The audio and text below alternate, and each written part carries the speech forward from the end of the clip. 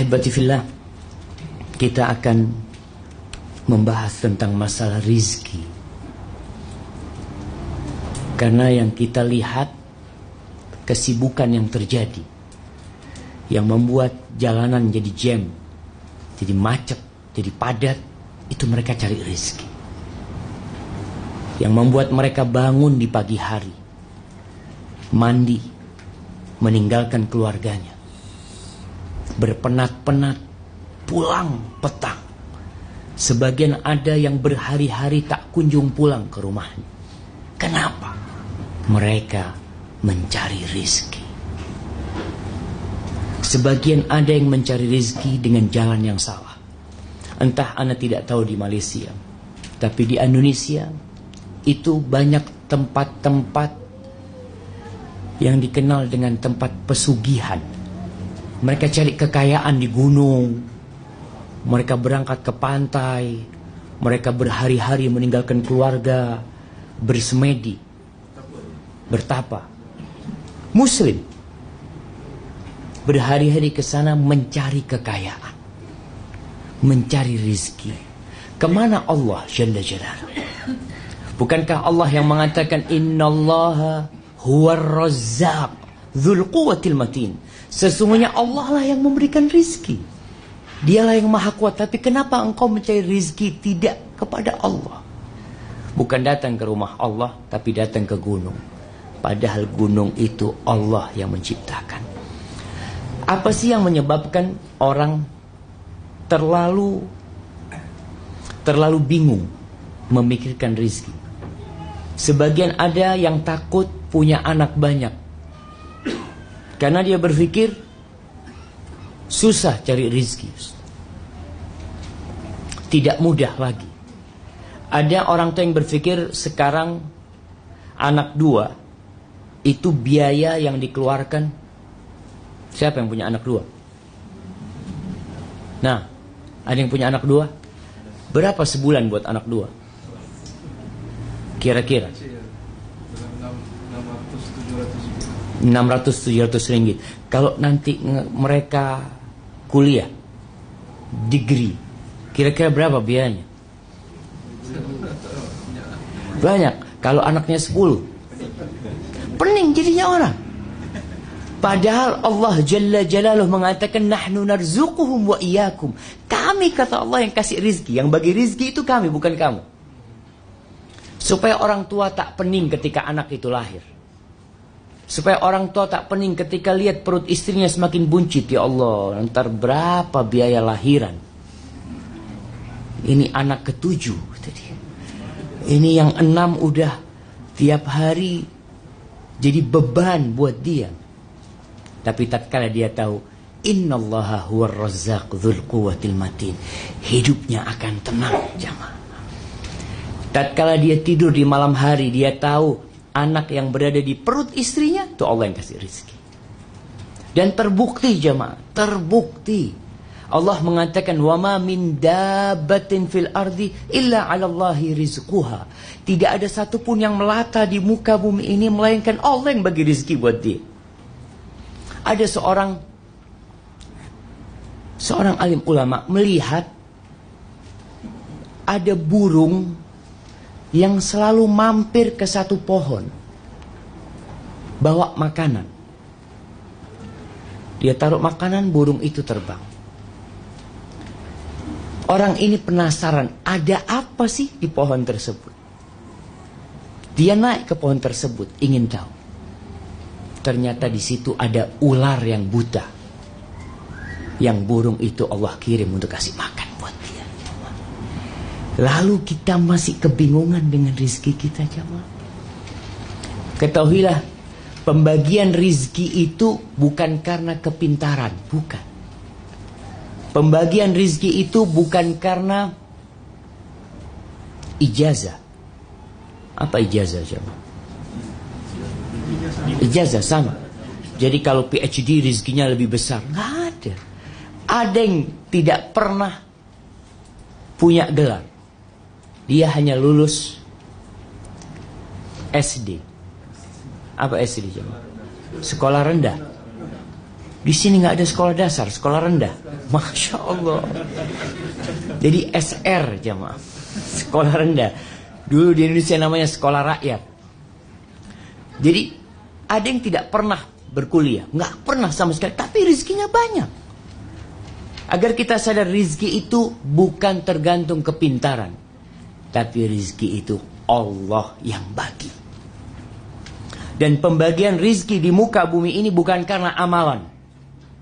Jangan berpikir ketika seorang lebih banyak amalannya, lebih banyak rizkinya. Tidak. Siapa yang tidak kenal dengan Fir'aun? Siapa yang tidak kenal dengan Qarun? Rizkinya Allahu Akbar.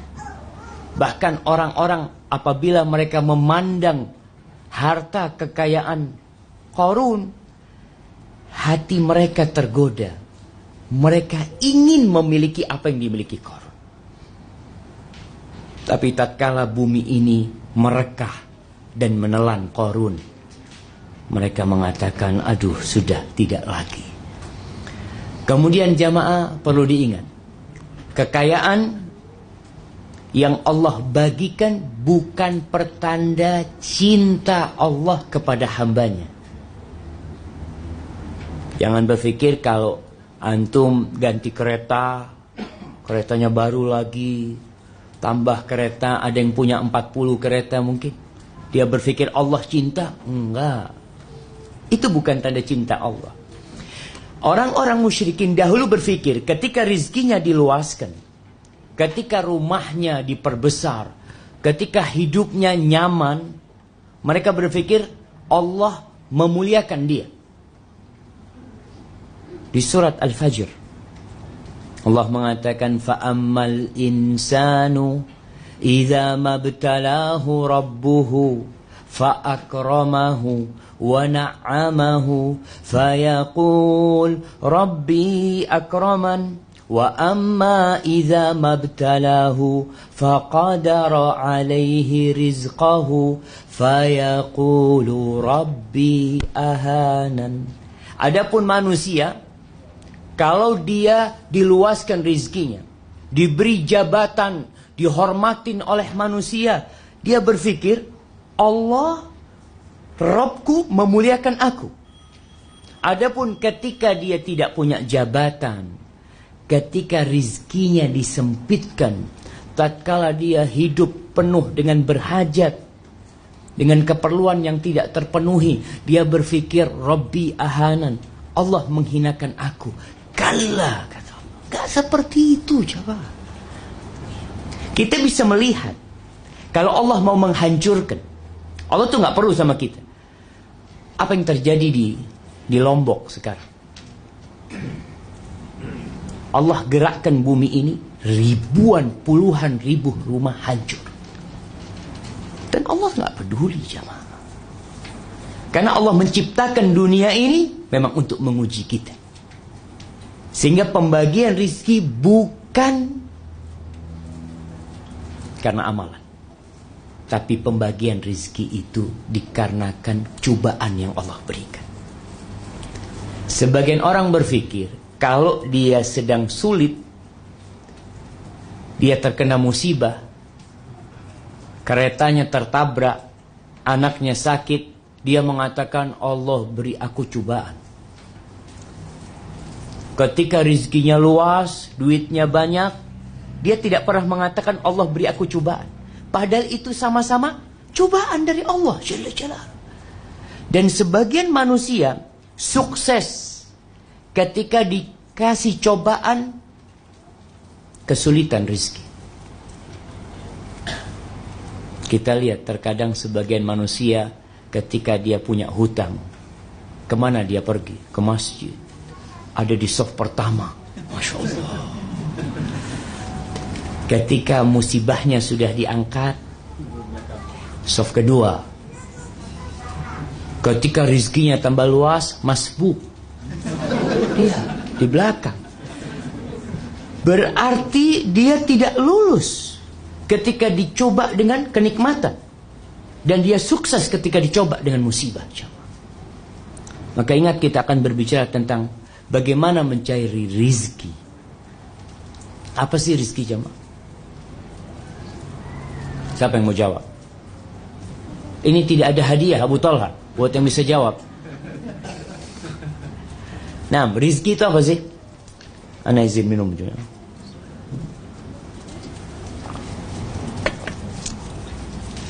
Rizki.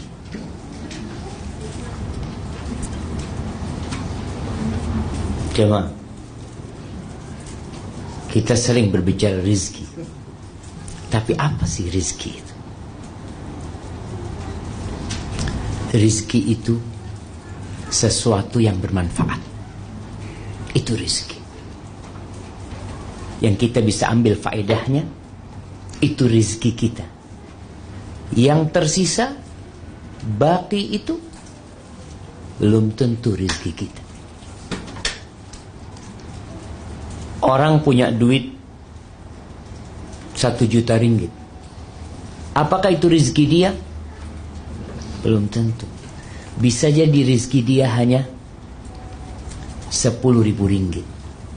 Bakinya rizki anak-anaknya. Karena dia bakal mati. Dalam hadis riwayat Tabrani, sebelum kita mulai kajian kitab ini, Ana akan bacakan hadis yang diriwayatkan Imam Tabrani. Rasulullah sallallahu alaihi wasallam mengatakan, "Walladzi nafsu Muhammadin biyadihi." Demi yang jiwa Muhammad berada di tangannya, demi Allah Jalla Jalaluh, lan tamuta nafsun qabla an tastakmila rizqah. Jiwa itu takkan mati sampai dia menyempurnakan rizkinya. Jiwa itu takkan mati sampai rizkinya sempurna. Jadi sebagaimana ajal itu datang menyebut kita, sama dengan rizki. Fattaqullah. Lalu beliau bersabda sallallahu alaihi wasallam, bertakwalah kalian kepada Allah. Wa ajmilu fit talab. Dan berbuat baiklah dalam mencari rizki. Wa la yahmilannakum istibta'ur rizq ala an tatlubuhu fi ghairi ta'atillah. Jangan sampai kalian merasa rizkinya itu lambat. Jiwa itu tak akan mati sampai sempurna rizkinya. Maka kalian ketika mencari rizki, carilah dengan cara yang baik. Bertakwa sama Allah. Yang di sisi Allah tidak akan didapat kecuali dengan ketaatan kepada Allah. Jadi ketika ada orang mati, dia punya harta 1 juta real, mati, berarti rizki dia sudah selesai, udah habis. Rumahnya bagaimana? Keretanya bagaimana? Bukan rizki dia. Kalau rizki dia nggak bakalan mati dia. Dia akan hidup sampai menghabiskan rizkinya. Maka hendaklah kita bertakwa kepada Allah, jalani hidup ini, laksanakan perintah Allah. Syekh Fadl Ilahi Zahir, beliau membahas tentang ada 10 cara, 10 sebab mencari rezeki selain sebab duniawi.